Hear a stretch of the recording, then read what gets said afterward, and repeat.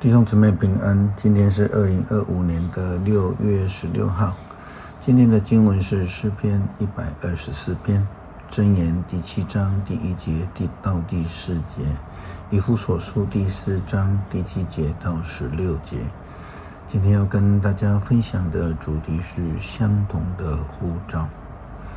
基督徒必须听从上帝的命令诫命，必须要非常努力的明白上帝的旨意，因为我们是受呼召来跟随上帝的。若是不能明白上帝的旨意，那我们就无法来跟随他。所罗门王的箴言第7章第1节到第4节这样的提醒道：年轻人呢，要记住我的话，不可忘记我给你的训诫，遵守我的训诫，你就会生存。要小心跟从我的训导，像保护自己的眼睛一样。要时时谨守我的教诲，铭刻在你的心板上。把智慧当作你的姐妹，把见识当作你最亲密的朋友。他们要使你远离别人的妻子，躲避甜言蜜语的荡妇。基督徒要时时刻刻的被提醒，要遵守上帝的教导，要谨守，要铭刻在心板上。这样子的生活上面呢，我们才能够依靠上帝的话语来抵抗攻击以及诱惑。就如同主祷文所说的，不要叫我们遇见试探，救我们脱离凶恶。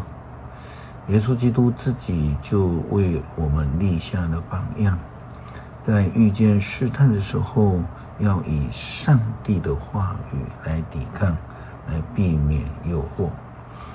基督徒受呼召的同时，也领受了上帝的恩赐来服侍上帝。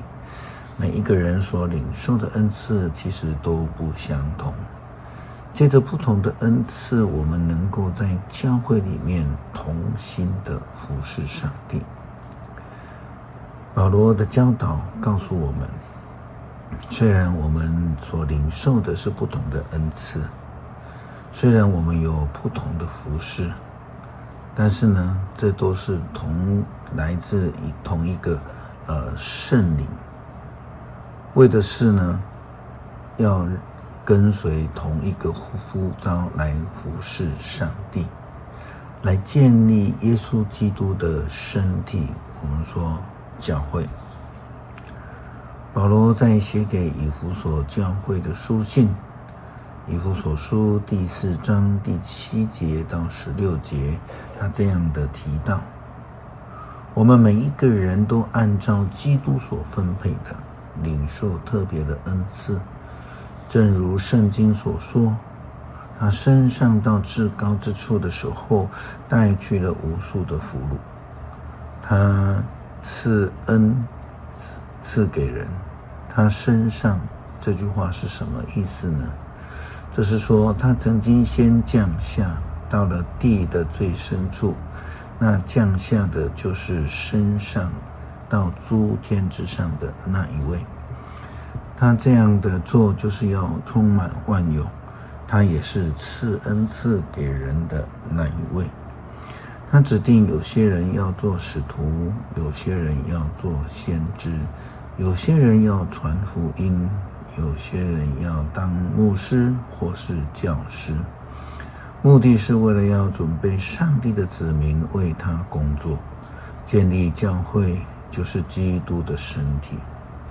最后我们将对上帝的儿子有一致的信仰和认识，我们将长大成熟，达到基督那完整的境界，这样我们才不至于再像小孩子一样，中了人所编造巧妙的诡计，随着各样的学风飘来飘去。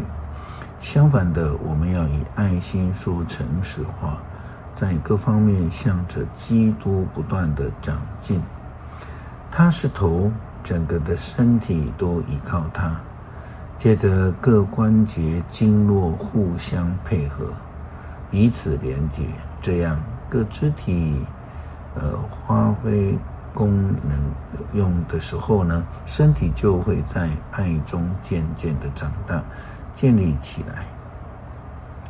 在相同的呼召之下，基督徒要顺服上帝的教导，要不断的长进，要依靠主，要彼此连结，并且一起发挥功能，使基督的身体教会能够渐渐的长大而被建立起来。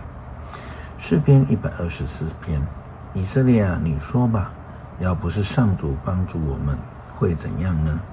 要不是上主帮助我们，那么仇敌攻击我们，向我们发烈怒的时候，早已活生生的把我们吞下去了。